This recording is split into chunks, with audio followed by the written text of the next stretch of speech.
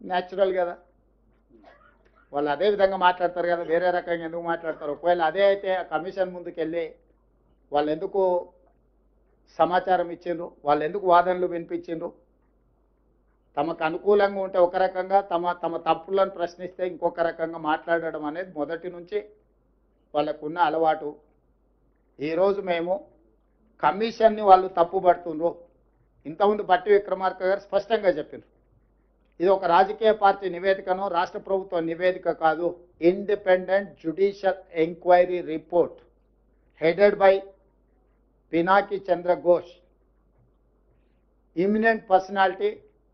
He headed as a Supreme Court judge, Lokpal chairperson.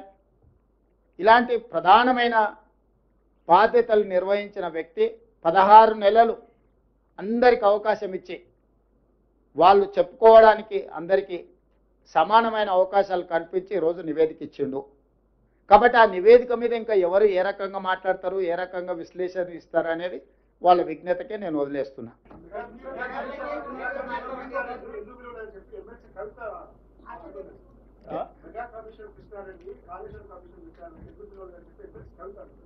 మరి వాళ్ళ ఫాదర్ని అడగాలి, ఎందుకనంటే ఎవరికి ఏం మంచి పెట్టిండో వాళ్ళ ఫాదర్కి తెలుసు కదా. లేకపోతే వారే వెళ్ళి ఘోష్ గారికి నివేదిక ఇచ్చేది ఉండే, ఇంకో ఇందులో మా ఫాదర్తో వీళ్ళందరూ కుమ్ముక్కై ఉన్నారు, మా బావ హరీష్ రావు గారు వీళ్ళతో కమిషన్లు పొందిండు, వీళ్ళందరూ తోడు దొంగలు గూడు పుటాన్ని చేసిందని కవిత గారు ఘోష్ కమిటీకి ఒక కంప్లైంట్ ఇచ్చిన ఉంటే ఖచ్చితంగా పిలిచి ఉండేవాళ్ళు. ఇప్పుడు కమిషన్ నివేదిక ఇచ్చిన తర్వాత ఎవరిని ప్రశ్నిస్తుంది? ఒకవేళ ఘోష్ గారిని ప్రశ్నించాలంటే వారు కలకత్తాలో ఉంటారు, కవిత గారు కలకత్తాకి వెళ్ళి ప్రశ్నలు వేయవచ్చు.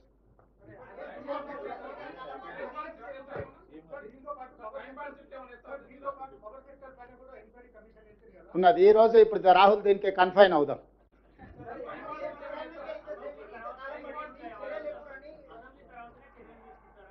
అసెంబ్లీలో చర్చలు చేసిన తర్వాత చర్చల సారాంశం ప్రకారం భవిష్యత్ కార్యాచరణ ఉంటుంది.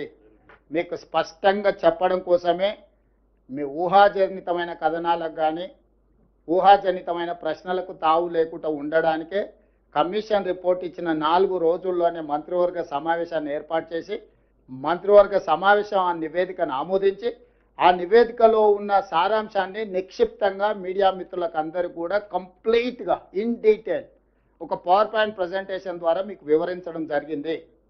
దీంట్లో ఎలాంటి శశభిషలకు తావు లేదు. నివేదిక సారాంశాన్ని సూచనల్ని తప్పకుండా ఈ ప్రభుత్వం పాటిస్తుంది.